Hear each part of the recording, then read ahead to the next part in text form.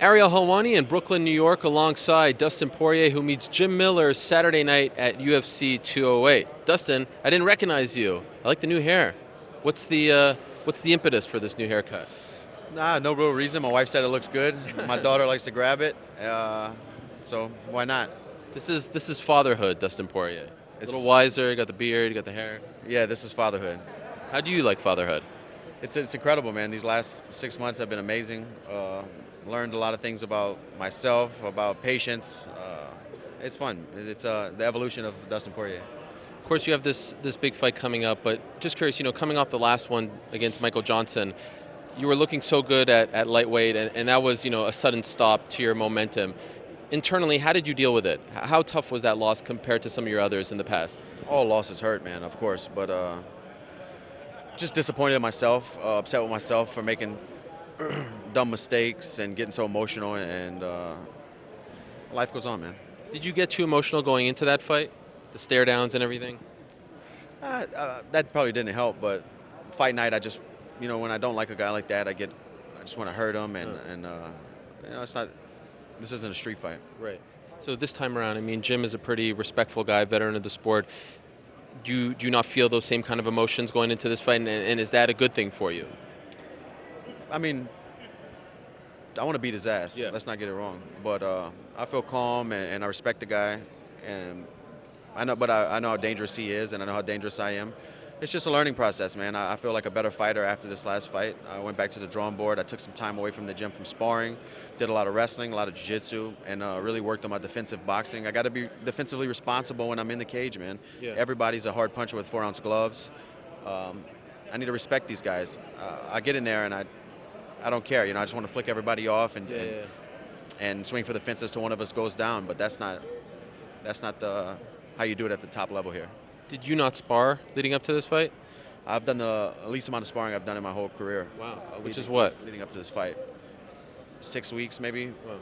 And before I was sparring, a good bit of rounds twice a week. For the most part of camp, I sparred once a week. And then as it got closer, I picked up to 2 days a week. And but I feel great in the gym, and I felt like I recovered well after this last fight. I feel good, confident. Do you feel prepared, though? Because I've talked to, say, Daniel Cormier. He says, if I don't spar enough, I don't feel prepared. So mentally, physically, do you feel prepared, the fact that you've done less sparring? Yeah, man, I've got 36 fights. Daniel has 15 fights or something. I've been Closer to 20, but yeah, I get your point. Yeah, I've been doing it. I know what I need to do to get prepared. A couple sparring sessions in, my timing's back. I feel good. I feel great. Trust me, I did a lot of sparring leading up to this fight. It was just a lot less than I've done in the past. Yeah. I'm not trying to create Lafayette versus Lafayette crime here or anything. He just kind of came to mind because I talked to him about this recently. That's all. Right, yeah. And speaking of He might be the UFC champ, but I'm the Lafayette champ. Oh, wow. He knows that. Them's fighting words. Hey. That's a bigger title, in my opinion, than the UFC title. I don't know about that. That's your stomping grounds, your breeding grounds. So those are important titles. Just curious about the gym. You're a part of ATT. You're one of the faces of the team. Can I ask you about the Robbie Lawler situation? What happened there? Because we haven't gotten any kind of word as to why all of a sudden he left the team. A little bit of miscommunication from the gym and him. Some stuff went on. I'm not sure exactly about all the details, but my training camp went great. Okay. Are you disappointed to see him go? Robbie's still my boy, man. I talk to him every week. He lives down the street from wow. me. We just had my birthday was January 19th. We went out to dinner, and I see him often and talk to him often. Okay. So no bad blood. Just of course not. Robbie's my boy, man. Okay. Do you know where he's training now? He's I'm not exactly sure. Okay, fair enough. Are you surprised by this sort of renaissance that Jim Miller has had over the last few fights? It seemed like people were, we kind of thought this was the end of the road, and now all of a sudden he's on a winning streak looking great. Yeah, I talked to a buddy of his, Dwayne Finley, and I don't even know what the fuck Lyme disease is, but apparently he had Lyme disease a couple fights, and I think that messed his cardio up and stuff like that, so he didn't look like himself, but he's on a 3-fight win streak, and he's a guy who's always relevant. Anybody knows, and anybody in the lightweight division knows a win over Jim Miller is a solid win. Yeah. And he's not in the top 10, but he's always been near the top. He's a quality opponent. He's far from shot and very dangerous guy. Is this the kind of guy that you've been thinking about? Like, you know, you were coming up. He's been around the sport for a long time. Did you ever say, I want to fight that guy? Not so much directly to Jim Miller, but I've been watching him a long time coming up, and you know, he's a guy I've always enjoyed watching fight. And just curious, you know, an old opponent of yours, the Korean Zombie, returned last week. You guys are always kind of linked in my mind, main event and all that stuff. Were you surprised to see how good he looked in his return? Did you see the fight? Of course. Me and my wife watched it. He looked great.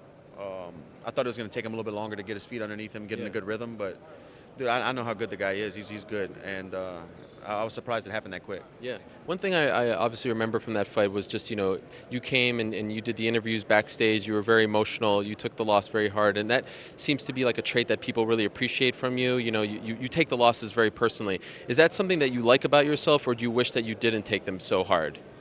You know, I'm learning to balance this whole thing out and care a little less, if that makes any sense. But I'm so invested into this. I'm so devoted to this.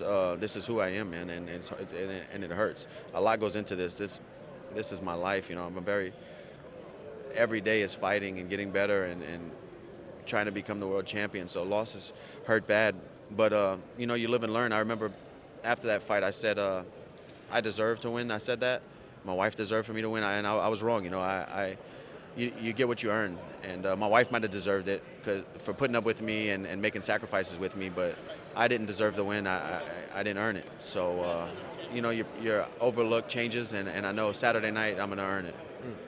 Welcome back. Great to see you. Best of luck in the fight.